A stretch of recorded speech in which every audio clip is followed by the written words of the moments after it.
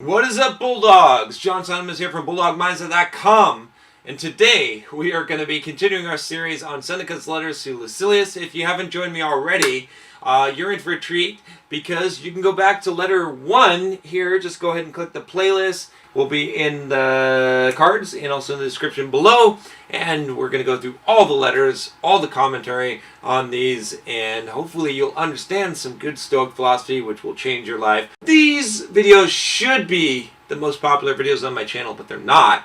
But those of you that are watching this, you're wise, because Stoic philosophy is something that is going to change your life probably more than just about anything else that I talk about on this channel if you truly embrace this philosophy. If you haven't already, click that subscribe button down below, click the bell to make sure that you don't miss any of the videos in this series, as we're going to be going through all 100 and something letters that Seneca has written here that are really good, and then we'll see where we go from there. Alright guys, so we are on letter, what is this, 27, called On the Good Which Abides. And it starts off, 1. What say you? Are you giving me advice? Indeed, have you already advised yourself, already corrected your own faults? Is this the reason why you have leisure to reform other men? No, I am not so shameless as to undertake to cure my fellow men when I am ill myself. I am, however, discussing with you troubles which concern us both, and sharing the remedy with you, just as if we were lying ill in the same hospital. Listen to me, therefore, as you would if I were talking to myself. I'm admitting you to my inmost thoughts, and I'm having it out with myself, merely making use of you as my pretext. This is just a great attitude and philosophy for teaching. This is something that I have employed a lot in my teaching. If you've been watching this channel for a while, you will find that what I'm actually doing is I'm not lecturing you, okay? I am a fucked up human being, just like you are. I have struggled and have overcome a lot of challenges in my life. I've figured out how to become successful, how to make money, how to do a lot of things that a lot of people want to do, okay? And I'm sharing that. And I'm talking out loud. And I'm going through and I'm learning as I'm sharing my experience. You're listening to me. We're both in the same boat, okay? And I'm just sharing with you as I'm learning things and figuring shit out.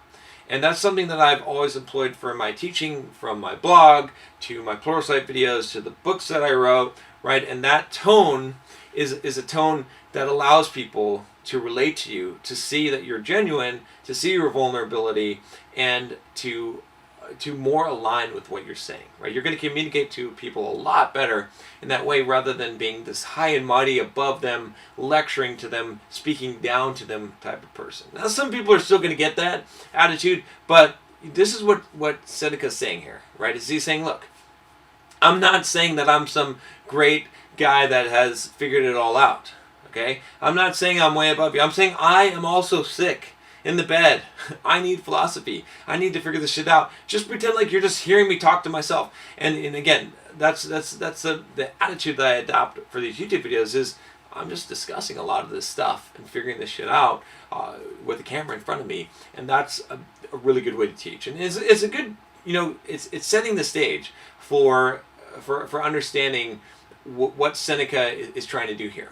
He's figuring stuff out. He's figuring life out, just like you should be, just like I should be, okay? And we can share that as we're figuring out. We don't have to be the experts, right? We just have to be the people that are curious, that are exploring what is out there and trying to find out the answers to these questions in life, okay? It's a lot of things that no one knows. Number 2, I keep crying out to myself, count your years and you will be ashamed to desire and pursue the same things you desired in your boyhood days. Of this one thing, make sure against your dying day. Let your faults die before you die. Away with those disordered pleasures, which must be dearly paid for. It is not only those which are to come that harm me, but also those which have come and gone. Just as crimes, even if they have not been detected when they were committed, do not allow anxiety to end with them. So with guilty pleasures, regret remains even after the pleasures are over. They are not substantial, they are not trustworthy. Even if they do not harm us, they are fleeting. So he's saying here, he's basically talking about that he needs to improve himself, okay? And that he's hoping that on his deathbed, on his dying day, one thing to make sure against your dying day, let your faults die before you die. So the purpose of life is to purge yourself of these faults, to become better, right? This is what I implore you to do on this channel. This is the purpose of this channel, of the Bulldog mindset, is to take you to this Bulldog mindset, the mindset of the person who is constantly improving themselves and wants to become the best that they could possibly become to reach their potential before they die. That's kind of the goal here. And he's talking about here that, like, it's not just vices, it's not just the bad stuff. One of the things with pleasure is that they're gone. It's gone. It might not even harm you, but if you're addicted to pleasure, right? If you have this, then you're going to have the absence of it, right? So again, this is this whole detachment from the world of just accepting things, right? If you are constantly going after things that bring you pleasure in life, and I'm not saying that they're necessarily bad, and he's not saying it either, but I'm saying that if that is your only pursuit in life, okay? If you're not going after the hard shit, if you're not going after working just for the sake of working, and busting ass just for the sake of working, and improving yourself for the sake of improving yourself, but you're just going after things for the reward, for the goal, for the pleasure that comes from that, what you're going to find is even if those pleasures don't harm you, and most of them will, by the way, especially the short-term ones, most of them will harm you, but even the ones that don't, they're fleeting. They will disappear, so you can't rely on them anyway. And if you're building your life, and if you're building your security, and if you're building your happiness and fulfillment around things that are fleeting, you're always going to be lacking. Okay, that's what he's trying to communicate here, is he's trying to say, stop this.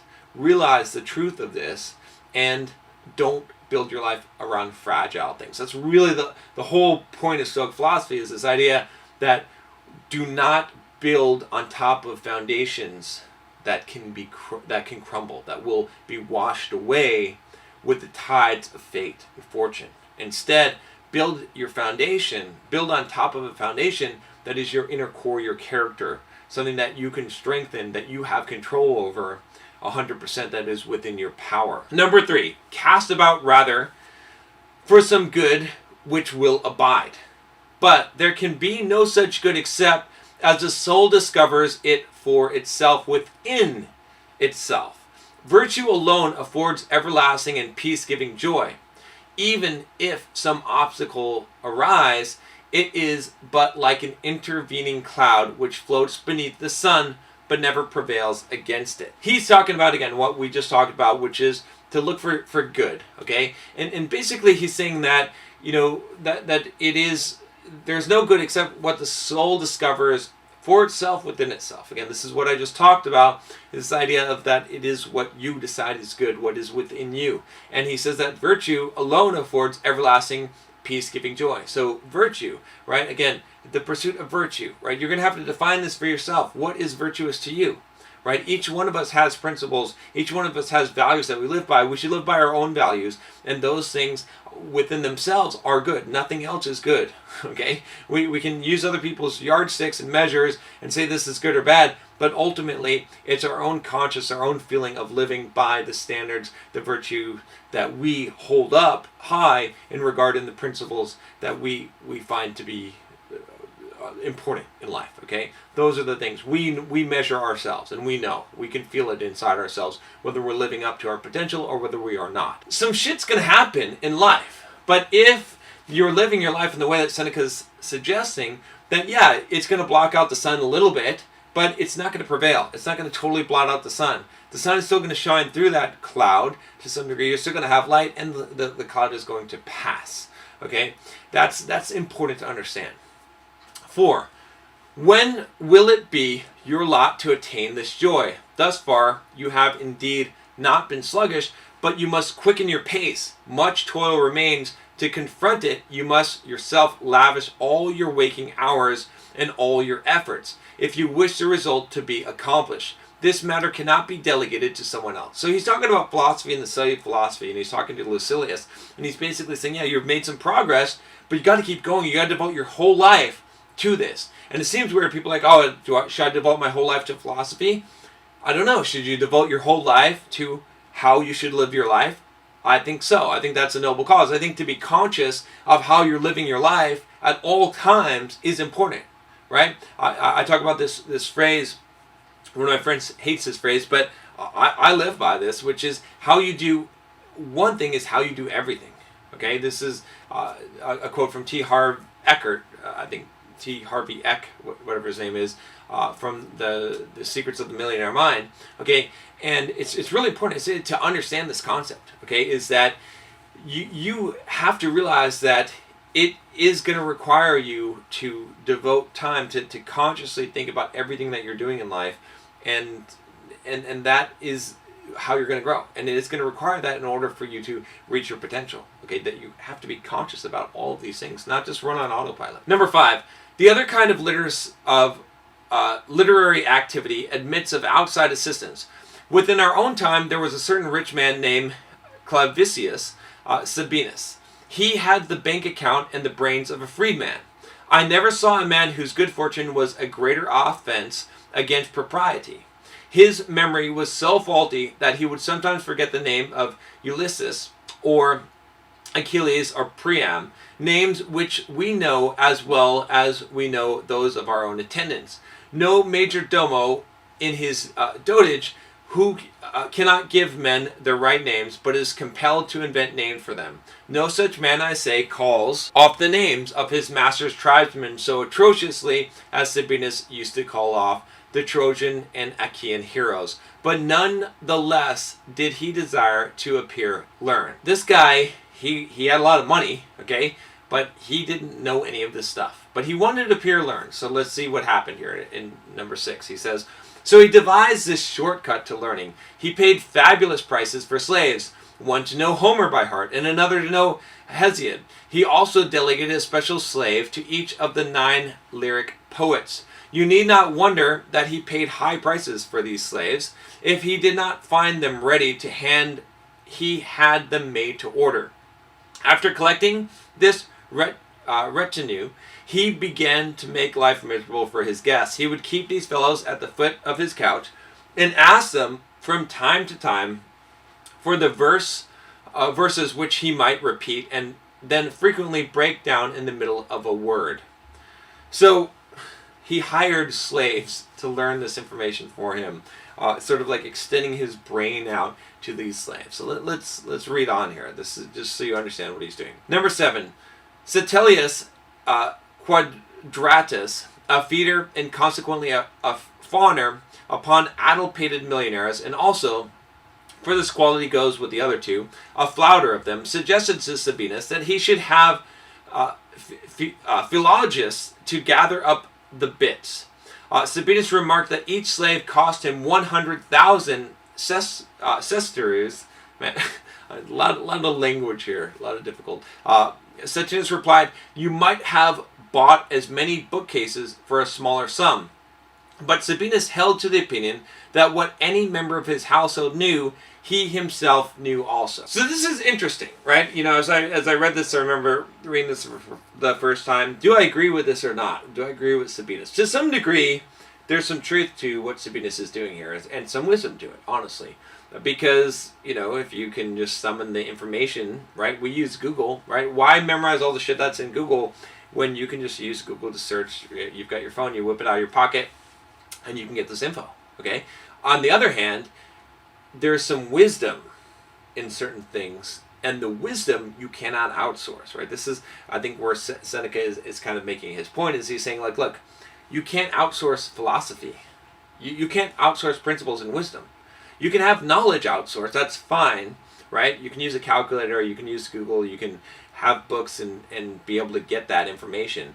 But wisdom is something that has to be internalized because it's the connection of multiple things together, right? That you have to understand these things. It's understanding.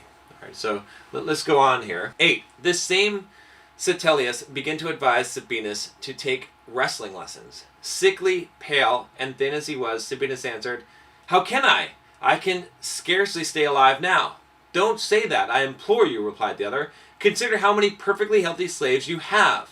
No man is able to borrow or buy a sound mind. In fact, as it seems to me, even though sound minds were for sale, they would not find buyers. Depraved minds, however, are bought and sold every day.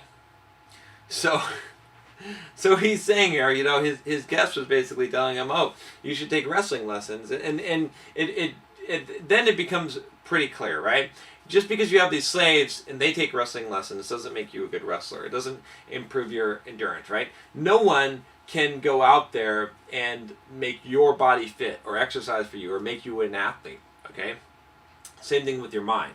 You cannot have someone else improve your mind. You can have knowledge that's outsourced, but wisdom, philosophy, you have to develop that yourself. You have to develop the character and discipline within yourself. Just saying I hire people is not a good reason. Again, delegating is great as an entrepreneur. I know this very well.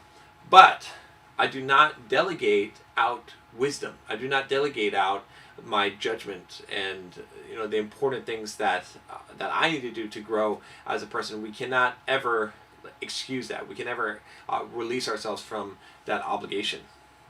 Number 9, but let me pay off my debt and say farewell. Real wealth is poverty adjusted to the law of nature. Epicurus has this saying in various ways and contexts, but it can never be repeated too often, since it can never be learned too well. For some persons, the remedy should be merely prescribed. In the case of others, it should be forced down their throats. Farewell. So I think that's pretty interesting. So the Epicurus quote he's saying is real wealth is poverty adjusted to the law of nature.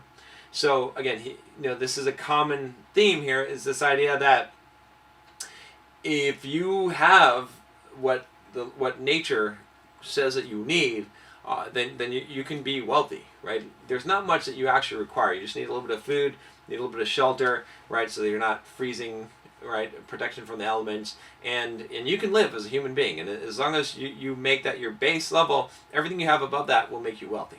Okay, but it's kind of interesting at the end too, where he's saying some persons a remedy should be merely prescribed. In the case of others, it should be forced down their throats. And it's true. Depending on the person, you may be able to reason with some people, and some people you're just gonna have to tell them what the fuck they need to do, right? As a boss, as an entrepreneur, as someone who has been in positions where I've been in charge of people, there's been people that I have to reason with, right? And there's been other people that I've just had to tell them, you know what? Just fucking do it, right? And that's just how it goes. And that the same with just improvement, right? You're just gonna have to realize that that's just the kind of thing that you're gonna have to deal with in life, and you might be that person, right? Maybe you're just gonna have to shove something down your own throat. Just say, you know what, fuck. I've had to do that to myself. I've had to say, John, you're just gonna have to fucking do it, man. So stop whining, stop being a little bitch. All right, that's all I got for you guys today. If you haven't already, click that subscribe button down below. Click the bell so you don't miss any notifications on the videos that come out on this channel and on this series. If you haven't already, check out the whole playlist on this series. And if you want to find out if you've got the Bulldog mindset, the Stoic mindset, as we discuss in this letter and in this series, check out the Bulldog mindset quiz. You can check that out and see what your score is. I'll talk to you next time. Take care.